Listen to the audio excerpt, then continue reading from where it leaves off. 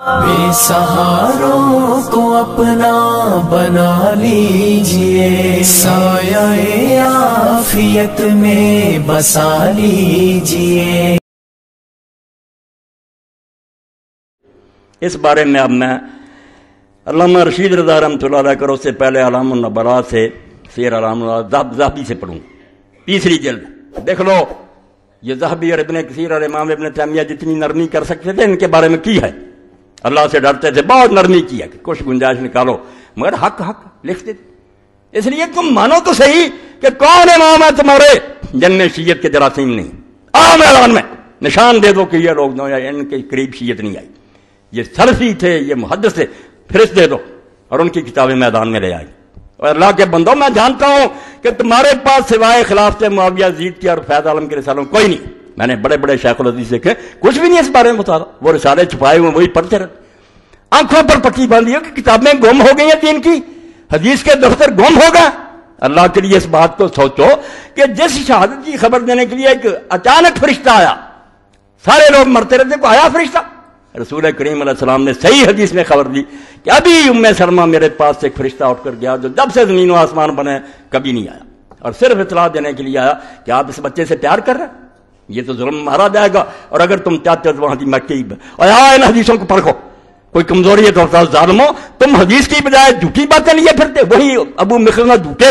جن کو ہر وقت کذاب کہتے ہو، ان کی روایتیں پیش کرتے ہو کہ یزید جو تھا نیک تھا، محمد بن حنفیہ نے یہ کہا، اور ظالموں پھر حدیثیں کہاں گئیں، دفتر کہاں گئے، ان جھوٹی کتابوں پر سہارا کر لیا۔ تو یہ بھائی مسئلہ جو ہے امیر المومنین کا، یہ چھوٹا، آپ جانتے کیا بھی ہے دین، اگر وہ آ گیا انشاءاللہ مدرسے بھی ہوں گے،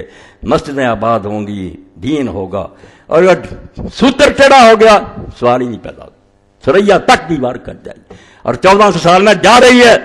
تو سیر اعلام نبلاء للذہبی تو فرماتے ہیں فلما فعل معاویہ ما فعل بعد وفات سید الحسن من الحضرت بالخلافہ الراشدی، کہ جب حضرت حسن رضی اللہ تعالیٰ عنہ کی موت کے بعد معاویہ نے اپنے بیٹے یزید کے لیے اعلان کر دیا کہ صرف میری زندگی تک نہیں بھگتو گے، بعد میں بھی یہی سلسلہ چلے گا، میری نسل بیٹھے گی اور اسی طرح تمہیں کوئلوں پر بھونتی رہے گی۔ علامہ الحسین، اس وقت امام ذہبی فرماتے ہیں امام حسین رضی کو بہت دکھ ہوا، حالانکہ 20 سال کا پڑھے نا، میں بتا چکا ہوں اللہ کے لیے، میں گم ہو گیا اس مسئلے میں، اللہ نے میرے سینے پر کھول دیا کہ حسین 20 سال کوئلوں پر لیٹا رہا، معاویہ کو لکھتا رہا کہ میں تیرے خلاف جو جہاد نہیں کر رہا، مجھے کوئی عذر سمجھ نہیں آتا کہ میں کیا خدا کو جاؤں۔ بات یزید کی تو تھی نہیں، اس کے دور میں دیکھ رہے تھے کہ صحابہ قتل ہو رہے ہیں، لوگوں کے ہاتھ پاؤں کاٹے جا رہے ہیں، لوگوں کو رشوتیں دی جا رہی ہیں، جو بیچارہ بولتا حجر بن عدی کی طرح وہ 6 ساتھیوں سمیت قتل ہوتا۔ امام حسین کہتے ہیں میں ظالموں کے خلاف جو جہاد نہیں کر رہا، مجھے عذر نہیں سمجھ آ رہا، صرف اپنے بھائی کا وعدہ نبھا رہے تھے۔ لوگ آتے تھے وقت بن کے اس وقت، ہونا کیا کروں، بھائی نے ایک وعدہ کر لیا تھا، دیکھ رہا ہوں اگر یہ مرتے وقت چھوڑ گیا امت کو کہ امت اچھا آدمی چن لے تو چلو مسئلہ ٹھیک ہو جائے گا، مگر وہ بھی امید ختم کر دی۔ تو ذہبی فرماتے ہیں جب بیٹے کے حق میں اعلان کر دیا علامہ حسین، تو امام حسین رضی کو بہت دکھ ہوا۔ یہ کہتے رہے کہ امام حسین اپنے تخت کا بھوکا تھا، کہو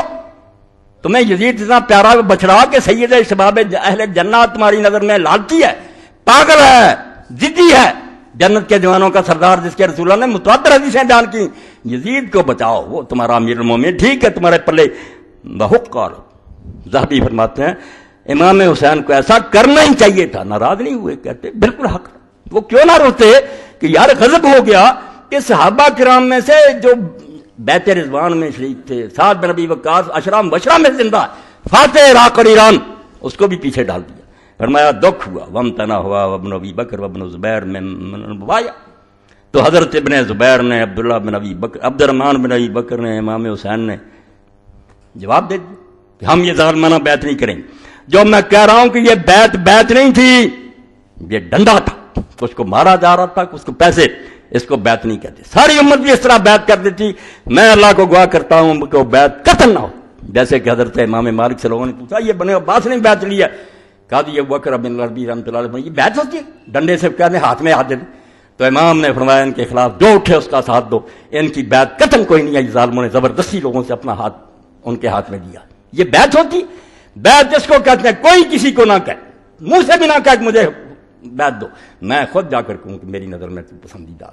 اس کو بیعت کر دی۔ یہ پیسے بانٹنے لاکھ لاکھ روپیہ اور لوگوں کو پکڑنا مارنا، تو یہاں پھر کیا کہتے ہیں، یہ ذہبی ہیں محق الرجال جو راویوں کو پرکھنے کی سوچی ہیں، حتیٰ کہرہم معاویہ واخذ بیعتہم مکرہین، یہ جو کہتے ہیں صحابہ میں سے کر رہی، پہلے تو میں نے اعلان کیا کہ سوائے ابن عمر کے دکھائیں جس نے بیعت کی تھی، چپ رہنا بیعت ہے؟ اجماع سکوتی کوئی چیز ہے کہ ہم چپ ہیں ظالموں کے خوف سے؟ کون کہے گا کہ یہ اکثریت جو ہے ان ظالموں کے ساتھ؟ بھائی خاموش، سارے مر نہیں سکتے، خاموش، خاموشی سے یہ نتیجہ نکالنا کہ سارے ساتھ ہیں ظالم۔ اگر ہم مسئلوں میں حوالہ دیتے ہیں کہ فلاں موقع پر دین میں یہ تبدیلی، لوگ چپ رہے، کہتے نہیں اجماع سکوتی کوئی ہے، ظالموں سے ڈرتے چپ رہے، یہی اہل حدیث یہاں دلیل بنا لیتے ہیں۔ کون مرتا بھائی، 50-60 بوڑھے سے چپ رہے۔ ابن عمر رضی اللہ آخر میں بیعت کی، اور وہی یہ نہیں کہ وہ راضی تھے، اشاد بھی دیکھیں علیہ السلام شادی فتح اللہ کریں، حضرت ابن عمر بھی سمجھتے تھے کہ ظالم ہے، مگر کہتے بے بسی ہوگی، بیٹھ گیا کیا کرے، کوئی راضی نہیں تھی۔ تو فرماتے ہیں کیا ہوا پھر، یہ لوگوں نے جب بیعت نہیں کی، حتیٰ قہرہم معاویہ واخذ بیعتہم مکرہین، ان کو مجبور اور بے بس کر کے طاقت اور قوت کے زور سے بیعت لی، وغلبوا وعجزوا عن سلطان الوقت، اور وقت کے بادشاہ کے دباؤ سے بیچارے بے بس ہو گئے، کوئی نہیں بول سکے۔ یہ اس بیعت کی حقیقت ہے جس کو یہ ممبروں پر بیان کرتے ہیں کہ ہم آئیں گے، واقعہ کربلا کی حقیقت کیا کرنی ہے، آپ کو تو پتہ بھی نہیں کہ کربلا کیوں ہوئی ہے، یہ کیوں پیش آیا، یزید کی شرابوں سے نہیں پیش آیا۔ امام نے دیکھا یہ اسلام کی بنیاد ہی بدل گئی کہ جو بیٹھ جائے زبردستی وہ امیر المومنین ہے، حرامی و خبیث و خلیفہ۔ اب دیکھ رہے ہیں آگے چل کر لکھتے ہیں کہ اگر یہ برا کام نہ شروع ہوتا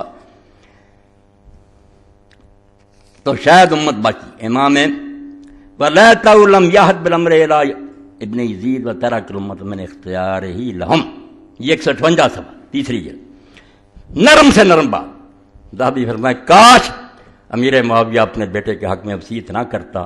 اور امت کو چھوڑ جاتا کہ وہ اپنی مرضی سے اپنی یہ کچھ چنے، کاش کہتا کاش ایسا ہو جاتا، پھر بھی شاید بچ جاتے لوگ۔ قال حسن، پھر کہتے ہیں امام حسن بصری فرماتے ہیں چوتھی جلد 39 صفحہ، فَمِنْ أَجْلِ ذَلِكَ بَايَعَ هَؤُلَاءِ أَوْلَادُهُمْ وَلَوْلَا ذَلِكَ لَكَانَتْ شُورَىٰ۔ امام حسن بصری فرماتے ہیں یہ بری سنت جو جاری کر دی کہ زندگی میں بیٹے کے حق میں لوگوں سے لے لو بیعت، اگر یہ نہ ہوتی تو بعد میں یہ تماشا نہ ہوتا کہ بڑے بڑے بدماش اس وقت سے بیٹھ گیا کہ عباسیوں نے بنو امیہ اپنے بیٹوں کو بنا دیا، پھر تو اتنا بھی نہیں نا کوئی بول ہی سکے، یہ تو پہلے تھوڑا بہت پوچھا، پھر تو بس تماشا دیکھتے کہ عبد الملک کیا گیا میرے بھائی یہ 4 بیٹے باری باری بیٹھے، امت دیکھ رہی، کسی کو نہیں پتا کہ کون آئے گا کون نہیں آئے۔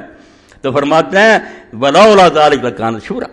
اگر یہ بری سنت نہ معاویہ زندہ کرتے تو شورا ہوتا، امت میں مشورہ ہوتا، اور آج تک مسلمان چنتے اچھے آدمی کو گھر سے جا کر پکڑ کر کے آ جاتے کہ آؤ تم ممبر پر بیٹھو، ہمارے امیر بڑم نہیں، قصہ ختم ہو گیا۔